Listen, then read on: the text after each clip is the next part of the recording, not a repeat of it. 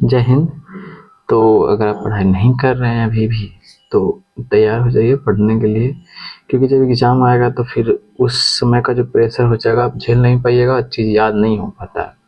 तो पढ़ते रहिए, होगा ज़रूर होगा। देखिएगा जो क्वेश्चन हम यहाँ पे ऑप्शन केवल टिक लगा करके नहीं पढ़ते हैं, हम उस चीज़ को पूरा रिवीजन करवाते हैं, क्योंकि मैक्सिमम रिवीजन कीजिएगा तभी कुछ होने वाला है। ठीक है, तो देखिएगा पहला क्वेश्चन बोला गुप्त वंश का संस्थापक सब कोई बना देगा। ठीक है, हमें भी पता है सब कोई बना देगा। ठीक है ना, 95% लगे बना देंगे, जो 5% होंगे वही नहीं बना पाएंगे। अब देखिएगा हम गुप्त वंश के बारे में पूरा यहाँ पे बताते हैं। ठीक है, देखिएगा गुप्त वंश की अगर हम बात कर देते हैं तो गुप्त वंश का संस्थापक कौन था। देखिएगा इसका संस्थापक की अगर हम बात कर देते हैं तो पहला ही क्वेश्चन मिल जाएगा, संस्थापक इसका कौन था, तो कहिए कि श्रीगुप्त। अच्छा, ये छोटा शासक था, ज़्यादा बड़ा शासक नहीं था, तो एकदम छोटा था। अगर बात कर देते हैं कि इसके बाद इसका शासक कौन बनता है अगला, तो बनता है घटोत्कच। घटोत्कच घटोत्कच ओ मुझे घटोत्कच गलती लिखा गया, घटोत्कच बनता है। इसका अगला शासक कौन बनता है, घटोत्कच। अब ये दोनों को दोनों जो है, ये कौन दोनों, श्रीगुप्त और ये घटोत्कच, दोनों को दोनों जो उपाधि धारण करता है, महाराज की उपाधि धारण करता है। ये सब पूछता है एग्जाम में। ठीक है, अच्छा घटोत्कच के बाद कौन बनता है शासक, तो कोई ना कोई तो बनेगा, तो हाँ बनता है, तो वो बनता है कौन, तो कहे कि चंद्रगुप्त प्रथम। और इस वंश का यानी गुप्त वंश का ये प्रथम शासक है जो विख्यात होगा। ठीक है ना, अगर प्रथम शासक की बात कर देते हैं तो जिसके नाम से ये वंश को जाना जाता है तो ये चंद्रगुप्त प्रथम है। ठीक है, अच्छा चंद्रगुप्त प्रथम के बारे में क्यों, इस कुछ ना कुछ तो ज़्यादा अच्छा काम किया होगा तब तो हम लोग के पास में पढ़ने के लिए आएगा। अगर छोटा मोटा काम करता तो हम लोग के पास में पढ़ने के लिए नहीं आता, तो हाँ बिल्कुल। तो अब देखिएगा चंद्रगुप्त प्रथम की अगर हम बात कर देते हैं तो इसका राज्याभिषेक कब होता है, तो देखिएगा राज्याभिषेक की अगर हम बात कर देते हैं तो 319 ईस्वी में होता है। ठीक है, कब की बात है, तो 319 ईस्वी में।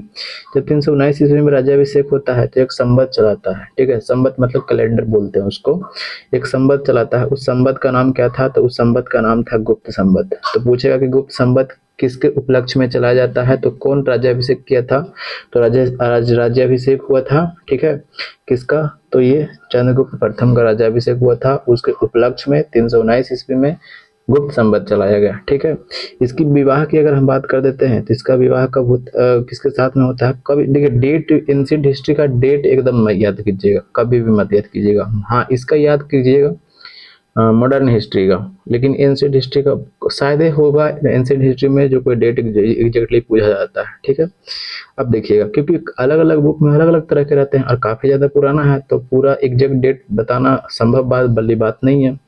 तो इसका विवाह हुआ था कुमार देवी से। इसका विवाह कहाँ कहाँ हुआ था, तो कहे कि कुमार देवी से। ये कुमार देवी कहाँ की रानी थी, तो कहे कि लिच्छवी की राजकुमारी थी। कहाँ की राजकुमारी थी, तो लिच्छवी की कहाँ थी, तो कहे कि राजकुमारी थी। यहाँ तक तो कोई दिक्कत नहीं है, होना भी नहीं चाहिए, हम चीज़ों को अच्छे तरीके से बता रहे हैं। ठीक है, फिर इसके बाद में क्या हुआ था कि ये सर्वप्रथम चांदी का सिक्का चलाया था। पूछा गया चांदी का सिक्का सर्वप्रथम किसने चलाया था, तो चांदी का सर्वप्रथम सिक्का इसी ने चलाया था। ठीक है, अगर हम बात करें तो चंद्रगुप्त प्रथम के बाद फिर शासक कौन बनता है, तो चंद्रगुप्त प्रथम के बाद जो बनता है वो बनता है कौन, समुद्रगुप्त। ठीक है, समुद्रगुप्त। अच्छा इसका हम एक ठो बता देते हैं इसके बारे में कि चंद्रगुप्त प्रथम जो था, ठीक है, इसने जो उपाधि धारण किया था महाराजा धीराज का उपाधि धारण किया था, महाराजा धीराज का। अब देखिएगा ये दोनों तो महाराजा की उपाधि धारण किया। ठीक है ना, और ये जो था महाराजा धीराज की उपाधि धारण करता है कौन, तो चंद्रगुप्त प्रथम। ठीक है, अब हम पढ़ते हैं समुद्रगुप्त के बारे में।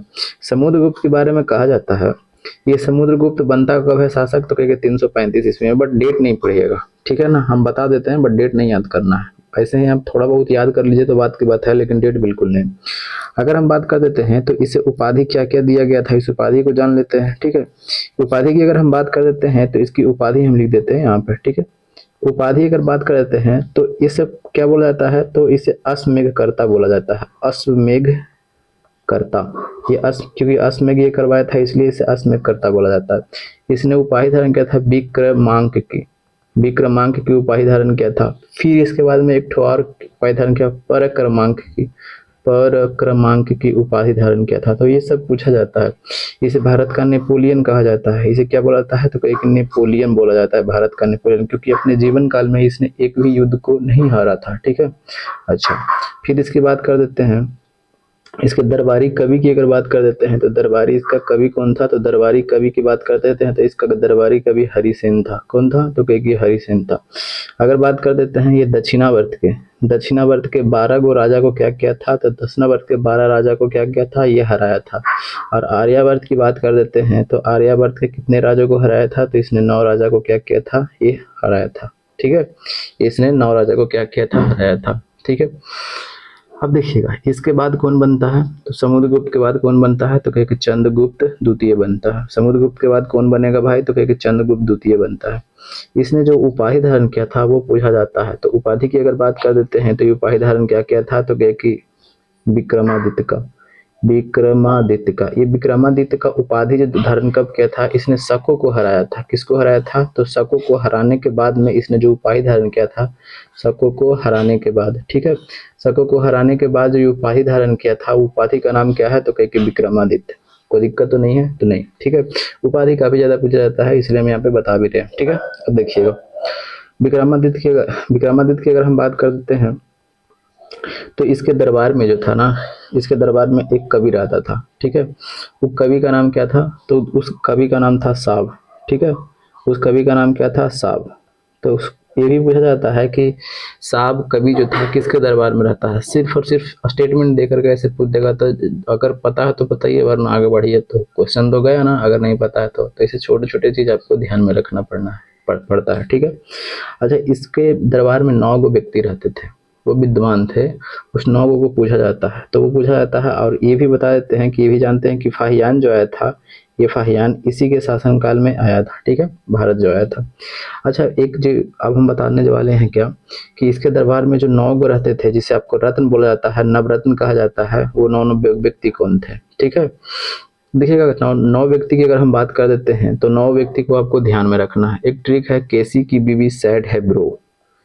केसी की बीबी, यहाँ पे हम लिख देते हैं केसी की बीबी, बीबी सैड, यहाँ पे कर देते हैं सैड है ब्रो।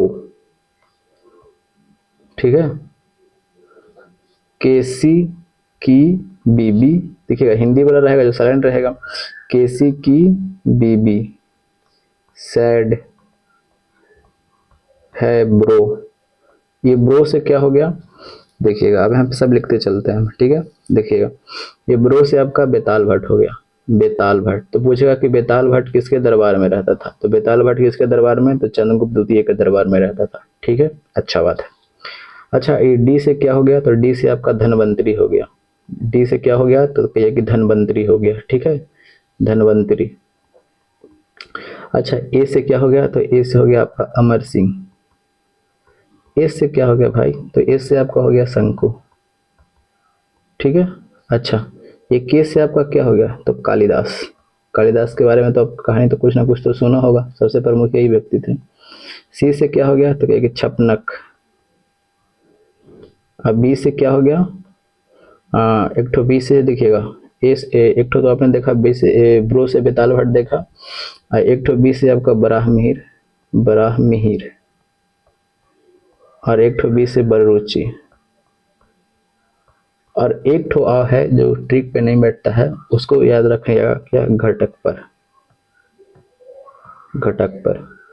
तो देखिएगा इतने 9 गो व्यक्ति गिन लीजिए, कौन कौन है, एक हो गया ना, 2 3 4, एक 5 6 7 8 9, तो 9 व्यक्ति को पूछा जाता है। ठीक है, ध्यान में रखिएगा, कारण बच्चे कंफ्यूज कर जाते हैं, तो इसलिए आपको बता देता है कि चरक के भी बारे में पूछा जाता है। कई बार पूछा गया एग्जाम में, ये चरक किसके दरबार में रहता था, ये क्या था, तो राजवैद्य था। तो किसके दरबार में रहता था, ये इलाज वगैरह करता था, तो किसके दरबार में ही रहता था, तो ये कुषाण वंश का एक शासक कौन था, कनिष्क। तो ये कनिष्क के दरबार में रहता था। ठीक है, तो आपको यहाँ से भी आपको ध्यान करना है। ठीक है, चलिए ये इसलिए बता दीजिए ताकि कंफ्यूज ना कर जाइए। कोई दिक्कत तो नहीं है यहाँ तक, नहीं। अब तो इसका आंसर तो आपको मिल गया होगा, तो इसका आंसर क्या हो जाएगा, तो ऑप्शन नंबर आपको देख रहे हैं कि ऑप्शन नंबर आपको ए हो जाएगा। ठीक है, चलिए आगे देखते हैं, तुल्कापियम। तुल्कापियम क्या है, तो तुल्कापियम एक तमिल का व्याकरण है। ठीक है, तामिल क्या है, तो क्या कि ये व्याकरण है। ये लिखा कौन था, तो ये तोल्काप्पियम ने ही लिखा था। कौन लिखा था, तो क्या कि तोल्काप्पियम ने ही लिखा था, इनके द्वारा ही लिखा गया था। ठीक है, तो इसका आंसर कौन सा हो जाएगा, प्रशासन से संबंधित है, नहीं, व्याकरण से, ऑप्शन नंबर 3। ठीक है, चलिए आगे क्या बोला गया है कि निम्न में से किसकी पांडुलिपि को यूनेस्को की सूची में शामिल किया गया है। अब देखिएगा, यूनेस्को की अगर बात कर देते हैं, तो यूनेस्को की अगर जब हम बात करते रहे हैं, ठीक है, तो यूनेस्को की स्थापना कब होता है। ठीक है, सबसे पहले तो बात आ जाता है कि यूनेस्को का स्थापना कब होता है। देखिएगा, इसको स्थापना की अगर हम बात कर देते हैं, तो इसका स्थापना कब होता है, तो क्या 1946 में होता है। 1946 में इसका स्थापना हो जाता है। ठीक है, भारत उसी समय से सदस्य है। ठीक है, अगर हम बात कर देते हैं कि जो वर्ल्ड हेरिटेज के बारे में आप जानते होंगे, विश्व विरासत सूची में जो स्थलों को डाला जाता है, तो अगर हम बात कर देते हैं तो यही पूछा गया है कि भारत में अभी कितने जो रामसर साइट बोल रहे हैं, ये यूनेस्को के स्थल है, यानी अभी 43 हुए हैं। ठीक है, 43वां पूछा जाएगा कि 43वां कौन है, तो मोइदम्स, ये असम में पड़ता है। ठीक है, तो 43वां जो आपका यूनेस्को का स्थल है वो कौन है, तो मोइदम्स है। अच्छा, ये 43 को तो है। ठीक है, तो 43 को में से जानते हैं क्या क्या है, आपको अगर हम बात कर देते हैं तो 35 जो है आपका, ये 35 आपका सांस्कृतिक विरासत है, सांस्कृतिक विरासत स्थल है, विरासत है। ठीक है, अगर हम बात कर देते हैं ये 7 का, तो ये 7 जो है ना, ये 7 आपका प्राकृतिक है, और एक जो है ना, एक आपका मिश्रित है। तो इस तरीके से भी क्वेश्चन पूछता है, तो इसको भी थोड़ा ध्यान रखिएगा। ठीक है, सांस्कृतिक के गो है, तो कहेगी 35 गो है, प्राकृतिक है के गो, तो कहेगी 7 ठो है। तो जोड़ लीजिए ना, 35 7 कितना हो गया, 42, और 1 43, तो 43 को रामसर साइट स्थला भी है ना।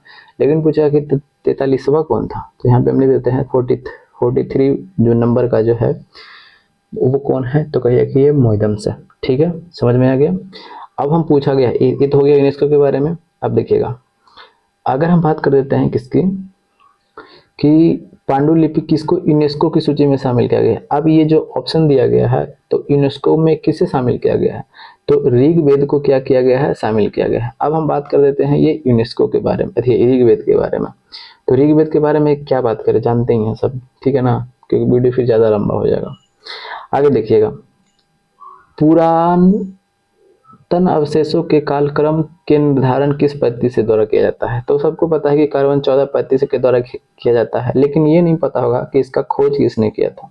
तो इसका खोज जो हुआ था 1946 के आसपास में हुआ था। इस व्यक्ति का नाम क्या है, लीबी। ये लीबी नाम का जो व्यक्ति था, इसी ने क्या किया था, खोज किया था। ठीक है, चलिए आगे क्या बोला गया है कि सम्राट अशोक महान, जिसने 40 वर्षों तक भारत में शासन किया, यानी राज्य किया, राजधानी उस समय का नाम क्या था। ठीक है, अब देखिएगा, मौर्य साम्राज्य के बारे में थोड़ा सा हम जान लेते हैं। ठीक है, आपको पता है कि सब उसका आंसर सबको पता है, बट मेरा मकसद यहाँ पे आपको रिवीजन करवाना रहता है। ठीक है, केवल ऑप्शन को टिक लगाना नहीं रहता, घर पे भी आप टिक लगा सकते हैं।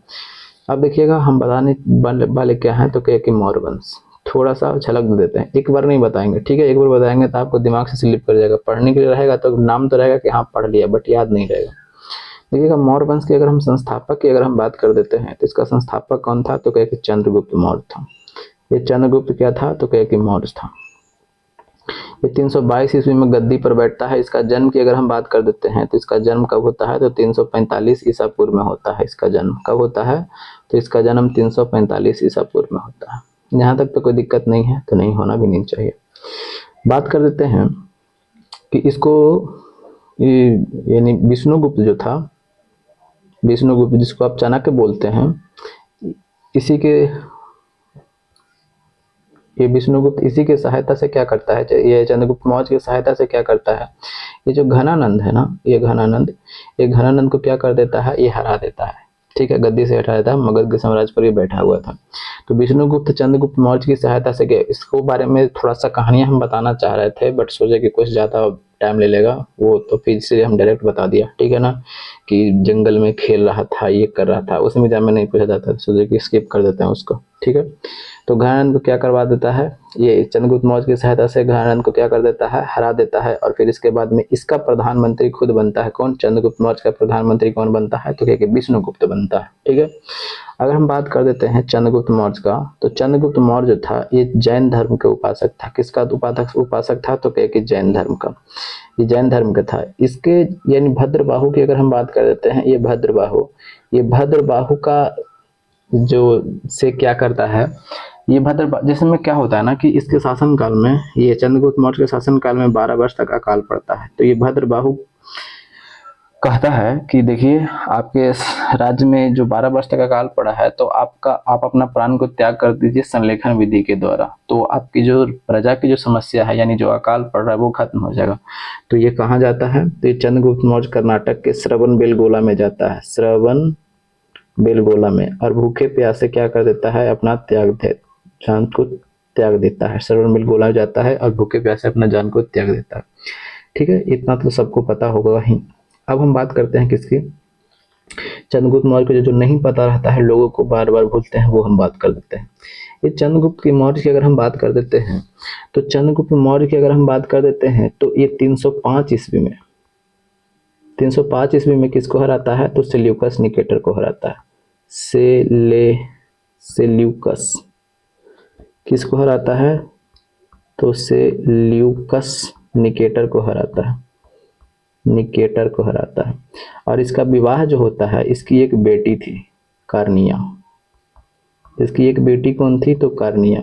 अब कार्निया के साथ में एक इसका विवाह होता है, तो कहिए कि ये चंद्रगुप्त मौर्य का विवाह हो जाता है। और दहेज के रूप में देख रहे हैं ना, दहेज के रूप में काबुल, कंधार,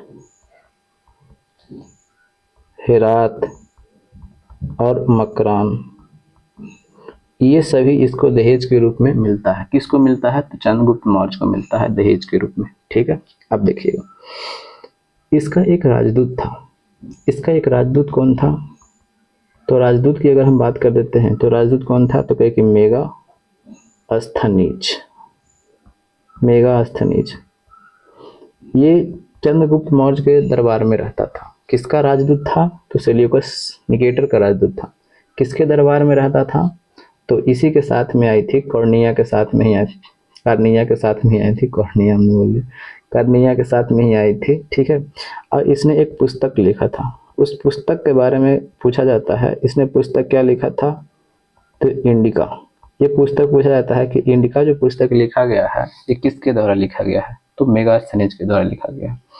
और एक और पुस्तक ये विष्णुगुप्त लिखे थे, विष्णुगुप्त एक पुस्तक लिखे थे, उस पुस्तक का नाम क्या है? तो अर्थशास्त्र। अब ये अर्थशास्त्र में इकोनॉमी जो होता है, उसका चर्चा नहीं किया गया है, ये राजनीतिक बात इसमें चर्चा किया गया है। इसमें राज्य के लिए, कितने के लिए? राज्य के लिए 7 गो अंग बताए। किसके लिए? राज्य के लिए, कि राज्य के 7 अंग होते हैं, ठीक है, जिसको आप सप्तांग भी बोलते हैं। तो पूछा जाएगा सप्तांग, तो ऑप्शन दे देगा, पूछेगा कि निम्न में से कौन सप्तांग नहीं है। तो अगर अच्छा से नहीं पढ़े हैं तो वहीं पे बड़ी गिरने लगेगा, अरे सप्तांग का होता है भाई, ले लोटा हो गया। तो सप्तांग के बारे में भी थोड़ा सा चर्चा कर लेते हैं। 7 गो सप्तांग कौन है? तो क्या कि स्वामी, पहला स्वामी, दूसरा अमात्य, तीसरा की बात कर देते हैं तो जनपद, चौथा की अगर हम बात कर देते, अरे कहाँ गए जी, इधर नहीं आ रहा। चौथा की अगर हम बात कर देते हैं तो कोष, फिर उसके बाद में दंड या सेना, फिर उसके बाद में एक ठो और क्या है? तो कहे कि मित्र।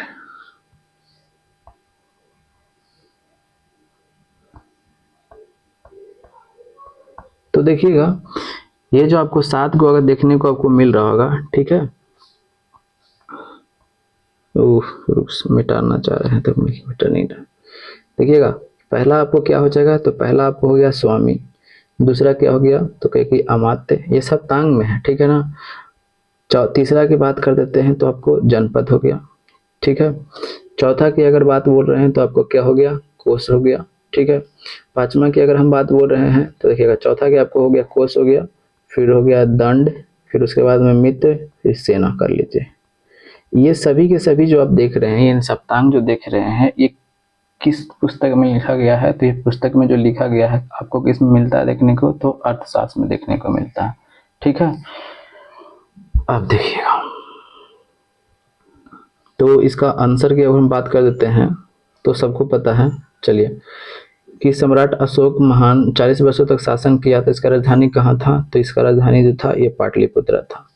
अब तक्षशिला की अगर बात कर देते हैं तो ये तक्षशिला, तो तक्षशिला, इसी में क्वेश्चन आपको देखने को मिलेगा। जैसे मैं आज अभी जो तक्षशिला पढ़ता है, वो तक्षशिला अभी कहाँ पड़ता है? तो कहिए कि पाकिस्तान में पड़ता है, ठीक है।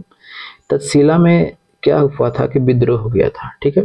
तो उस विद्रोह को दबाने के लिए कौन गया था? तो उस विद्रोह को दबाने के लिए अशोक को भेजा गया था।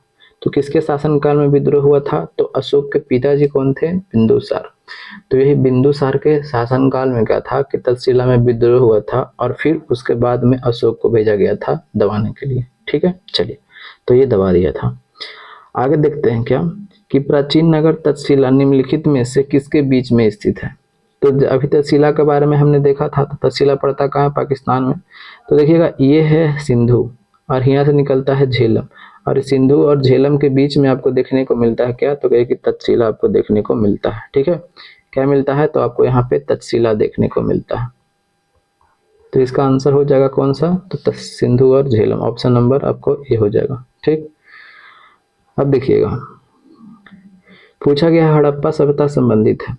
देखिएगा, हिस्ट्री जब पढ़ते हैं तो हिस्ट्री को थोड़ा सा आपको रिलेट करके पढ़ना पड़ेगा, रटिएगा तो कुछ नहीं होने जाना है, ठीक है ना। क्योंकि कितना रटिएगा भाई, बहुत सारा पढ़ना है, रट करके कहाँ जाइएगा। देखिएगा, एक होता है प्रागैतिहासिक, प्रागैतिहासिक, और एक होता है आध ऐतिहासिक, आध ऐतिहासिक, और एक होता है ऐतिहासिक। ये काल है, समय, इसको मतलब कि पीरियड आप बोल सकते हैं, ऐतिहासिक। प्राग ऐतिहासिक और आध ऐतिहासिक क्या है, ये सब का डिफरेंस क्या है, थोड़ा बता देते हैं। इसमें आपको बात कर देते हैं, जैसे में क्या था ना कि इसमें आपको लेखन जो है ना ही इसमें लेखन मिलता है और ना ही इसको पढ़ा गया है, क्योंकि प्राग ऐतिहासिक काल जो आप पढ़ते हैं, जैसे में अब प्राग ऐतिहासिक काल में हम बता देते हैं, तो जो नवपाषाण काल में जो के बारे में आप जानते हैं ना, जिसमें आग का खोज होता है, लोग नग्न अवस्था में रहते थे, तो उसकी काल की हम बात किया जा रहा है। तो क्या उस समय में कुछ लिखा जाता था? तो नहीं, बिल्कुल नहीं लिखा जाता था। तो ये भी लेखन सामग्री भी नहीं मिलती है, और जब लेखन सामग्री नहीं रहेगा तो पढ़ेगा कौन, ठीक है। चलिए, आदि ऐतिहासिक की बात कर देते हैं। तो इसमें लिखा तो गया है, लिखा गया है, लेकिन पढ़ा नहीं गया है। जैसे में आपका एक अच्छा सा उदाहरण है आपको हड़प्पा सभ्यता। ये हड़प्पा सभ्यता में क्या था, यहाँ के जो लिखा गया है, जो आज तक नहीं पढ़ा गया है, जो लिपि जो है हड़प्पा सभ्यता के, जो लिपि जो मिला है वो आज तक नहीं पढ़ा गया है कि आखिर ये क्या लिखा गया है। तो वहाँ लेखन सामग्री तो मिलता है, बट पढ़ा गया अभी तक तो कहीं नहीं पढ़ा गया। तो इस तरह के काल आधे ऐतिहासिक काल आ जाता है, ठीक है। अच्छा, और ऐतिहासिक में क्या देखिएगा, लेखन सामग्री भी आपको मिलेगा और उसको पढ़ा भी है, वो भी मिलेगा, ठीक है। तो समझ रहे हैं। अब देखिएगा, अब ये हड़प्पा सभ्यता आपको आधे ऐतिहासिक काल में आ गया, समझ में आ गया। और इस सभ्यता को कांस युगीन सभ्यता भी कहते हैं। कौन सभ्यता कहते हैं? तो कहिए कांस युगीन सभ्यता भी कहा जाता है। किसको? तो कहिए कि हड़प्पा स्थल को। अब हड़प्पा के बारे में बात करते हैं, जिसको आपको सिंधु सभ्यता भी बोला जाता है। तो इसके बारे में, इधर आना भाई, चलिए देखिएगा, यहाँ पे लिख देते हैं, यानी सिंधु सभ्यता, इसको सिंधु सभ्यता भी कहा जाता है। तो सिंधु सभ्यता के बारे में थोड़ा सा हम जानकारी इकट्ठा कर लेते हैं।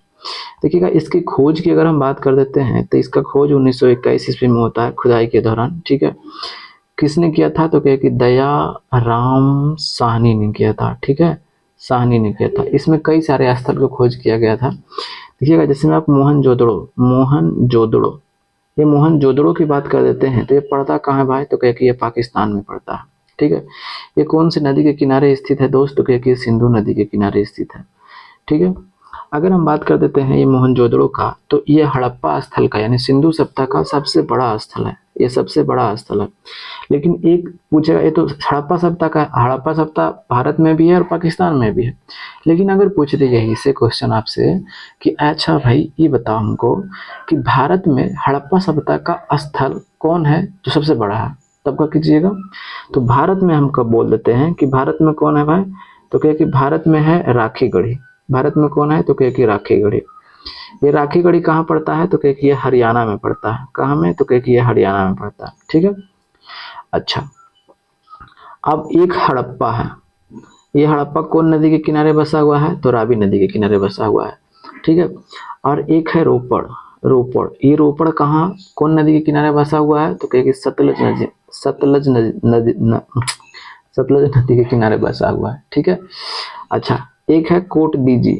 कोट दीजी, ओहो, कोट दीजी, ये कोट दीजी कौन सी नदी के किनारे बसा हुआ है, तो ये आपको सिंधु नदी के किनारे बसा हुआ है।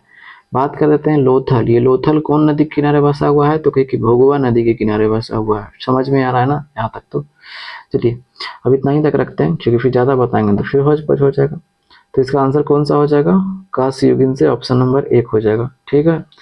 अब देखिएगा क्या बोला गया कि चीनी तीर्थयात्री हेनसोंग भारत भ्रमण किया था। इस देखिएगा हेनसोंग के बारे में पिछले वीडियो में कई बार 3 से 4 बार बता दिए, फिर बार बार बताएंगे तब लोग बोलेंगे यार एक ही चीज के बताते रहते हो। ठीक है। ये हेनसन को क्या बोला जाता है, यात्रियों का राजकुमार बोला जाता है। यात्रियों का आपको राजकुमार बोला जाता है। ठीक है। इसे क्या बोला जाता है, शक, शक नहीं, शक नहीं, हम वहां पे ध्यान आ गया, इसको मिटा देते हैं। इसे बोला जाता है नीतियों का पंडित। इसे क्या बोला जाता है, नीतियों का पंडित बोला जाता है। ठीक है। ये किसके दरबार में आया था, तो कहे कि ये हर्षवर्धन के दरबार में आया था। ठीक है। 629 ईस्वी में ये आया था और ये नालंदा विश्वविद्यालय में अध्ययन के लिए आया था। तो ज़्यादा इसके बारे में चर्चा नहीं करते हैं, ऑप्शन नंबर 3। ठीक है। तो सेशन के बारे में बताइएगा। ठीक है। तो बस हम यही कहेंगे कि चुपचाप पढ़िए, इस दुनिया में कोई अपने नहीं होते हैं। जब तक पिछवाड़ा पर लात नहीं खाइएगा तब तक अकल ठिकाने पे नहीं आएगा। अभी तो लगा कि यार हमारे लिए तो वो ऐसा है वैसा है, हम चीड़ देंगे, फाड़ देंगे, मर जाएंगे, ये करेंगे वो करेंगे। जब हकीकत का सामना होगा तब समझ में आएगा। तो बस यही कहेंगे कि चुपचाप पढ़िए और कुछ मत कीजिए। खुद के लिए कुछ करना है तो करिए, वरना किसी के लिए आप अपना 2-4 को किडनी ला कर निकाल कर दे दीजिएगा। इससे दुइयों को होता है, एगो किडनी निकाल करके दे दीजिएगा ना, तो उसके लिए वो भी कम पड़ जाएगा। ठीक है ना। फिर बाद में कहे कि वो बोला है दे दो ना भाई, तो समझ में आ जाएगा कि क्या अपना होता है क्या पराया होता है इसे। ठीक है। तो बस यही कहेंगे दोस्त कि पढ़िए और निस्वार्थ भाव से पढ़िए, और जो क्या है, क्या बस पढ़िए।